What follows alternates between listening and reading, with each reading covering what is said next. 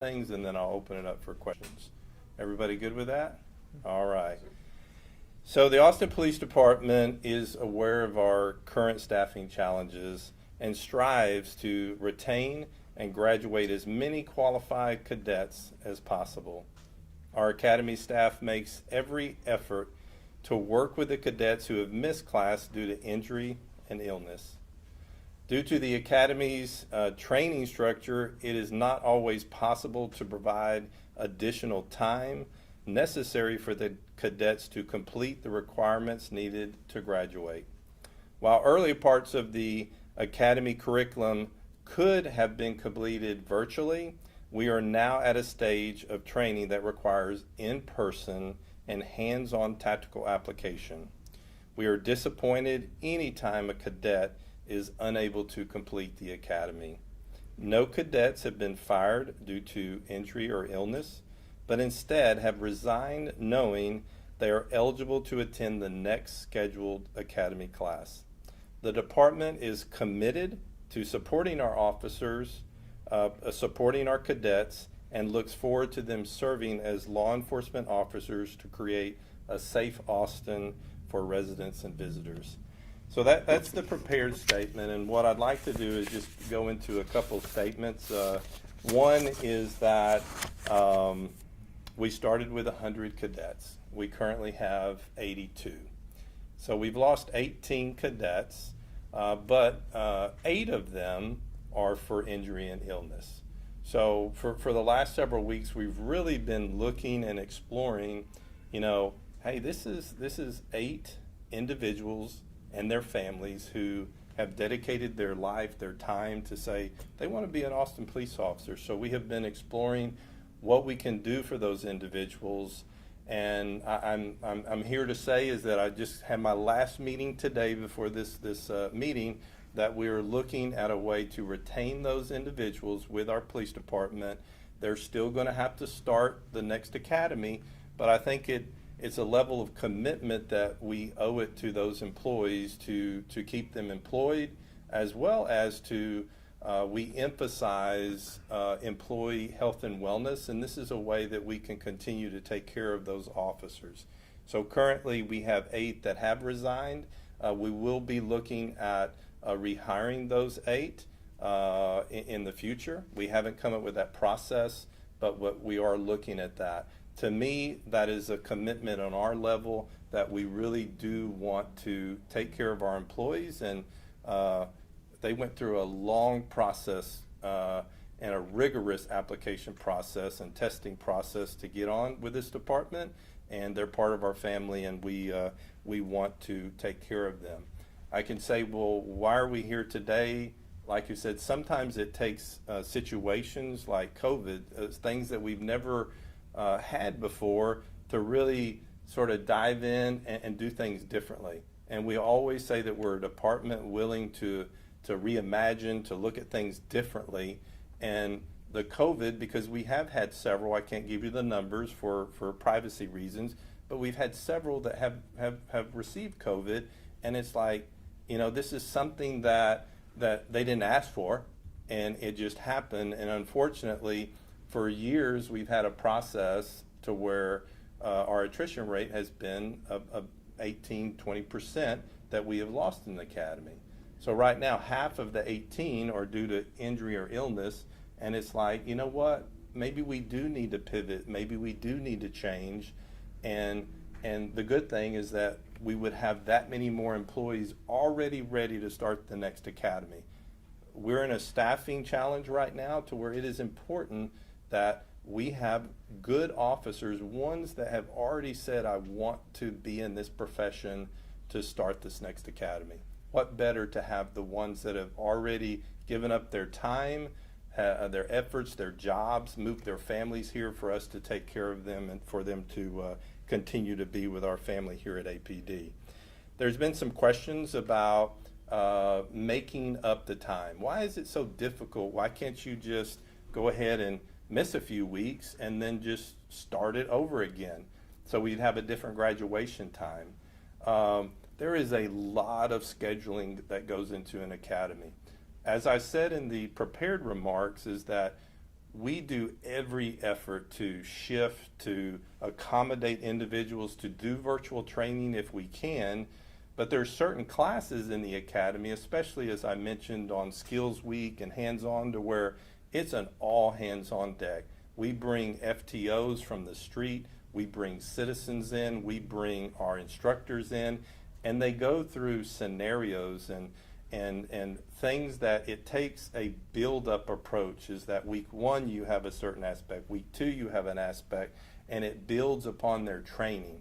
If you miss that week and you come back, or you miss 2 weeks and you come back, you're expected to start the academy where you're at, but you've missed too much to really grasp. We want our officers to be the best trained for this city.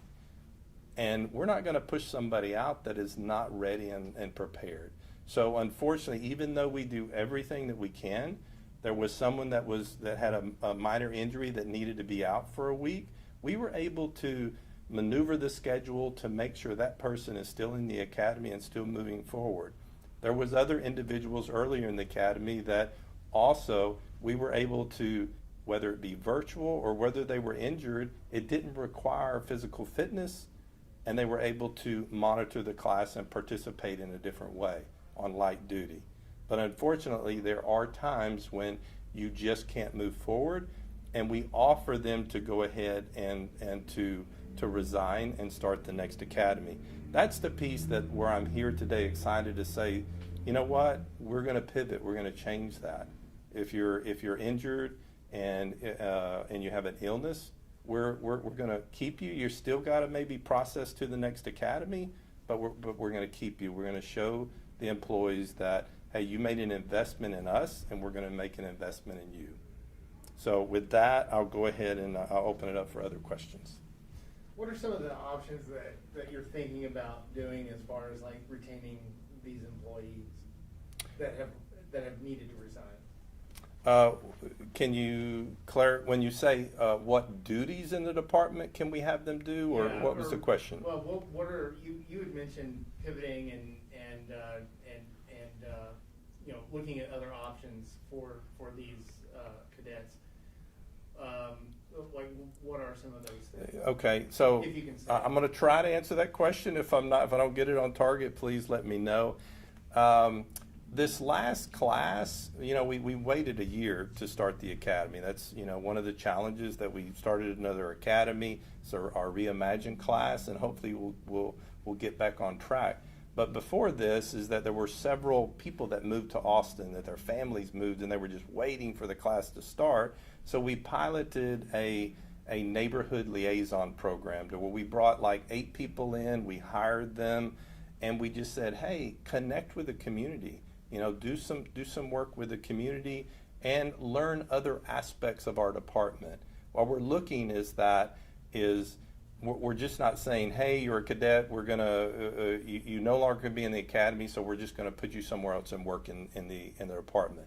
There's absolutely work to be done, but what we want to do is develop a program. That's why I say we're exploring, we're in the process of putting this together.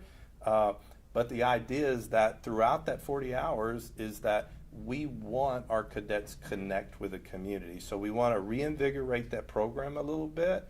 We may have them do some assignments that we're short-staffed, that we need them to work, but we also want to take some time to where, what's about to happen. This is a great plug, is that Blue Santa's coming up, right? It takes a lot of our employees to put that together. So it may be an opportunity for them to connect with the community, to connect with one of our community programs, to see another side, the policing that we want them to be connected with our community. So those are just some examples that we're looking at. Once we flush out the program a little bit more, we'd be glad to talk about it a little bit more. Does that answer your question? Yeah, it does. All right, thank you, sir. Do you think that will be implemented in the next academy? What you just mentioned, those ideas? Yes, what we are doing now is that we like I said, we're a department that's always trying to be on the cutting edge and really do things progressively. This identified an area that we needed to look at. So we are going to, like you said, everybody brings up a deal. Well, it says this in the cadet manual, so therefore that's what it is. Well, we write the cadet manual. We're going to pivot. We're going to change that. So all future classes will be exactly what we're talking about. If you are injured or illness in that academy, then we're going to be using these protocols. Were cadets made aware in the beginning of the academy that they will have to resign if they get COVID or if they get injured? Yes. And I don't think, let me clarify this. I don't think COVID was listed in there, but it's injury or illness. And so if you are injured or have an illness during the academy to where you can't continue in the academy, that it's either resignation or termination piece. Can you tell us how often you're testing cadets for COVID-19 and why? Right now, we test every day. We want to make sure that we have a safe environment for our cadets and our staff, so it's very important. Last class is everything's new. We're trying to really understand and to shift in how we need to do the bi-nexting testing is what we do. But in the last class, even when we went virtual, I mean, we had several people that were out at a time. I can tell you today, because we're doing those daily testing, we may have one out at a time. So we catch it early so the other cadets are not being exposed. So that is the reason why we're doing the daily testing. It's to isolate that one individual and get them the care that they need, but also make sure that we're not exposing the rest of the academy staff. You probably already answered this, but I just have a list of questions. Do you ever test uniform officers? And if so, how often? Great question. Is that we're just starting that this Thursday. This Thursday will be the beginning stages that we are going to be, especially in the stages that it's all going to be based on working with Dr. Escott and our health authorities on when we should be testing and when we should not. And so although EMS and fire have had their protocols, we've worked with them to create our own protocols to where we will begin testing our frontline personnel starting on Thursday once a week until we get at a point to where we feel that we don't need to test. Great question. Can you say what's the vaccination rate among officers? We are, one, I can tell you what we know, and then of course we don't know those that have went to their private care physicians and have received vaccination, but just going through the Public Safety Wellness Center, we're right about 55%. We'll take one last question. Can you tell me how many cadets have had to wait for the next class because of illness like this? Right now, of the 18 that resigned, we have 8 that have resigned due to injury or illness. Okay. Can you specify which one's COVID? Unfortunately, I can't. Thank you, Chief. All right. Thank you, guys. Thank you.